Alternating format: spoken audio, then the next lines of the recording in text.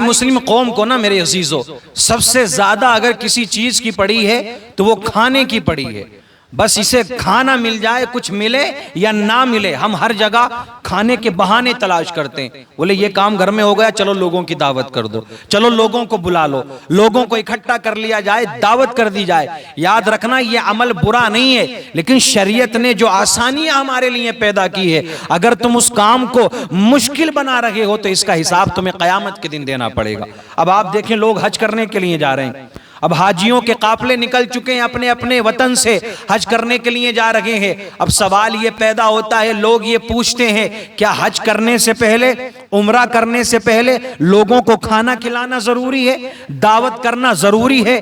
क्या ये जरूरी? अगर ऐसा नहीं करेगा तो हज नहीं होगा, अगर लोगों को खाना नहीं खिलाएगा तो उसका उम्रा अदा नहीं होगा। आओ मेरे अजीजों, एक बात याद रखना, जितनी तवज्जो, जितना फोकस हमने खाने के ऊपर दिया है ना, अगर इतनी तवज्जो, इतना फोकस हम अपने बच्चों की तालीम पर कर लेते या किसी और काम पर कर लेते कि जिससे उम्मत का भला हो जाता, तो याद रखना मेरे अजीजों, आज हमारी मुस्लिम कौम, मुस्लिम उम्मत जिस जगह पर है उससे कहीं ज्यादा ऊंचे मकाम पर होती। लेकिन क्या करें, हमें पेट की इतनी पड़ी है, हर जगह हमें खाना नजर आता है, बस कहीं से खाने की दावत आ जाए, कोई खाने की दावत कर दे। आओ मेरे अजीजों, खाना खिलाना ये बुरा अमल नहीं है, लेकिन अपने ऊपर बोझ ना बनाओ किसी चीज को। हज करना मेरे अजीजों फर्ज है, जिस तरह से नमाज पढ़ना फर्ज है, हज करना इसी तरह से फर्ज है। साहिबे इस्तिताअत पर जिस तरह से मेरे अजीजों ज़कात देना फर्ज है, हज करना फर्ज है, जिस तरह से रोजा रखना फर्ज है। मुझे अपने दिल पर हाथ रख के बताओ, क्या कोई नमाज पढ़ने से पहले खाना खिलाता है किसी को, दावत करके नमाज पढ़ने आता है? क्या कोई रोजा रखने से पहले दावत करके रोजा रखने के लिए आता है, रोजा रखता है? क्या कोई ज़कात देने से पहले लोगों को दावत देता है, खाना खिलाता है, फिर वो ज़कात देता है? तो याद रखना, इसी तरह से हज का मामला है। हज और उम्रा करने से पहले किसी को खाना नहीं खिलाओगे तो ऐसा नहीं है कि तुम्हारा हज और उम्रा अदा नहीं होगा, बल्कि जिस तरह से तुम हज करने के लिए जा रहे हो, जो फर्ज तुम अदा करने के लिए जा रहे हो, वो तुम्हारा फर्ज अदा हो जाएगा और अल्लाह अपनी बारगाह में कबूल फरमाएगा।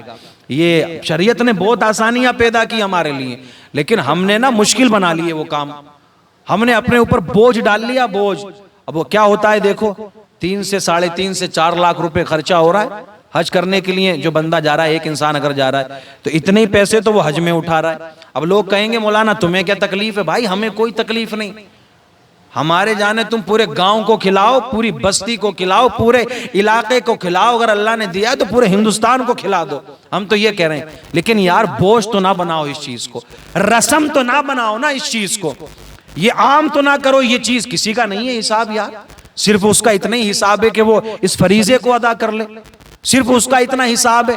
लेकिन होता क्या है, अगर कोई ना खिलाए ना उम्रा करने से पहले दावत या हज करने से पहले खाना ना खिलाए लोगों को, तो उसकी फिर लोग मजाक बनाना शुरू कर दें।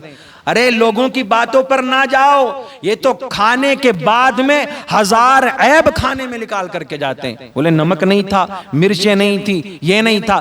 तो याद रखना, जिस तरीके से और फराइज तुम अदा करने के लिए जाते हो, खाना नहीं खिलाते हो, इसी तरह से हज करने भी जाओ तो खाना खिलाना कोई जरूरी नहीं है किसी को। जितना पैसा तुम खाने में खर्च कर रहे हो, इतने ही पैसे से घर का एक फर्द, एक इंसान और हज करने के लिए चला जाता।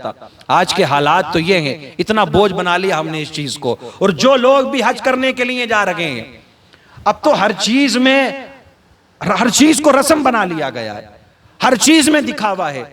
हज भी दिखावे के साथ में लोग कर रहे हैं। अब देखो बाकायदा वीडियोग्राफी होती है, घर से जैसे दूल्हे को निकाला जाता ना, इस तरह से फिर बाकायदा औरतें भी साथ में चल रही हैं, वो गाड़ी तक छोड़ करके आ रही हैं, घर की माँ बहनें बेपर्दगी के साथ में चल रही हैं। आप देखें, ये चीजें ऐसी नहीं है कि पर्सनल अपने घर के लिए वीडियो क्लिप तैयार हो रही है, लोग वीडियो बना करके सोशल मीडिया प्लेटफॉर्म पर डाल रहे हैं। फेसबुक पर आपको वीडियोस मिल जाएंगी, आपको इंस्टाग्राम पर ये लोग जो हज करने के लिए जा रहे हैं इनकी वीडियोस मिलेगी, मर्द की डाल रहे हैं, चलो बात समझ में आ रही है, लेकिन घर की माएँ बहनें भी बेपर्दा उसी हाजी के साथ में पीछे पीछे चल रही हैं जो हज करने के लिए जा रहा है। बेपर्दगी के साथ में घर की औरतें भी जा रही हैं। याद रखना मेरे अजीजों, अल्लाह ने तुम्हें तौफीक अता फरमाई है ना, हज करने का तुम्हें मौका दिया है, तो यार तुम्हें मेरे अजीजों कितना बेहतरीन ये मौका मिला है। जितना ज्यादा होता तुम सवाब के काम करते,